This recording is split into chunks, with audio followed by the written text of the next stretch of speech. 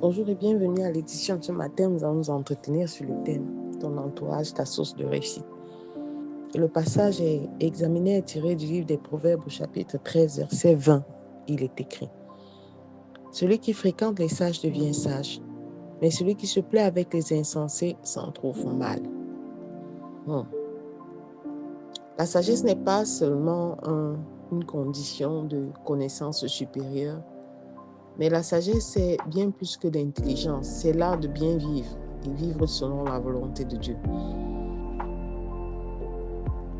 L'entourage peut compromettre la destinée d'un homme ou d'une femme, selon qu'il est toxique ou qu'il est entouré de sages. Dieu a créé l'homme comme un être relationnel et personne ne peut accomplir réellement sa mission tout seul.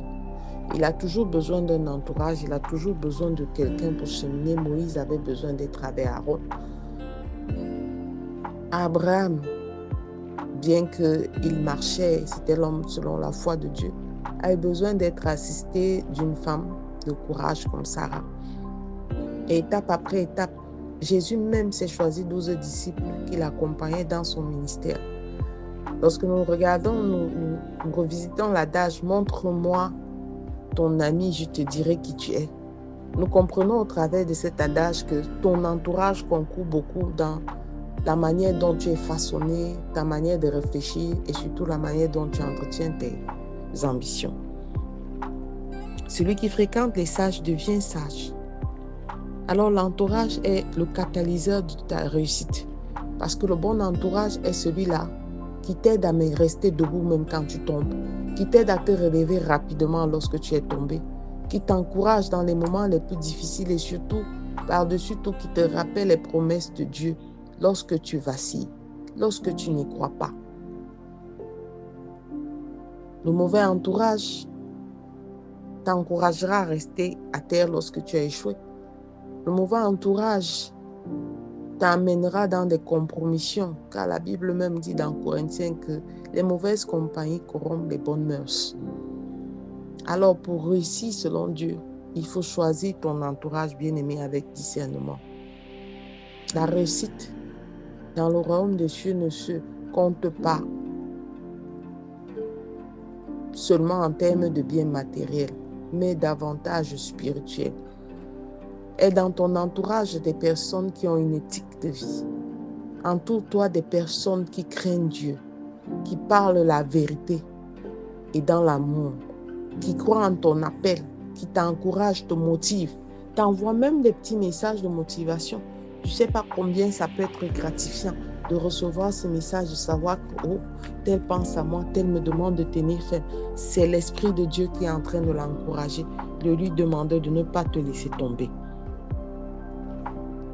Celui qui se plaît avec les insensés s'en trouve mal et c'est ta destinée qui est compromise.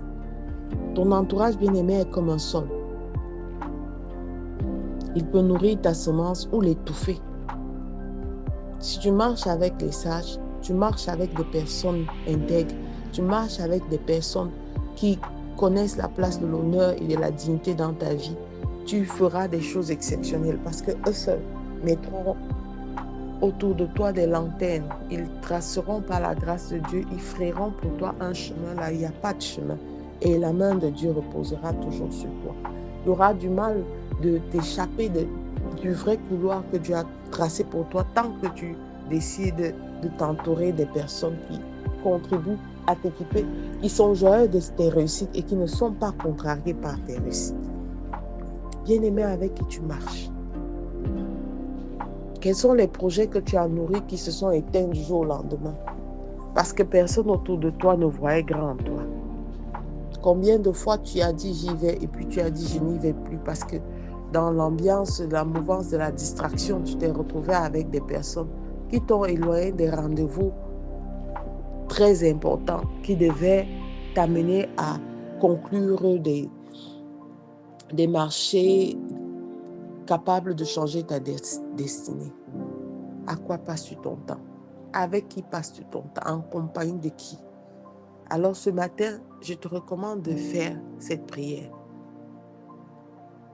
Dieu commence et il finit Dieu veut que tu gardes la foi. Mais toi aussi, donne-toi des moyens d'aller loin. Qui veut aller loin ménage sa mouture. Je te recommande de faire cette prière ce matin avec moi, Père éternel. Tu m'as tout donné et tu as frayé pour moi un chemin là où je n'y croyais plus. Donne-moi le discernement nécessaire, Seigneur, afin que je puisse faire la différence entre le vrai et l'ivraie.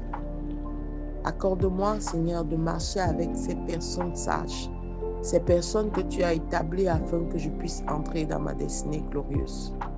Affermis-moi afin que je puisse lâcher prise et abandonner ceux qui ne concourent pas à glorifier ton nom dans ma vie. Reçois louange, honneur et gloire, Père éternel. Au nom de Jésus-Christ, nous avons prié. Amen, amen, amen.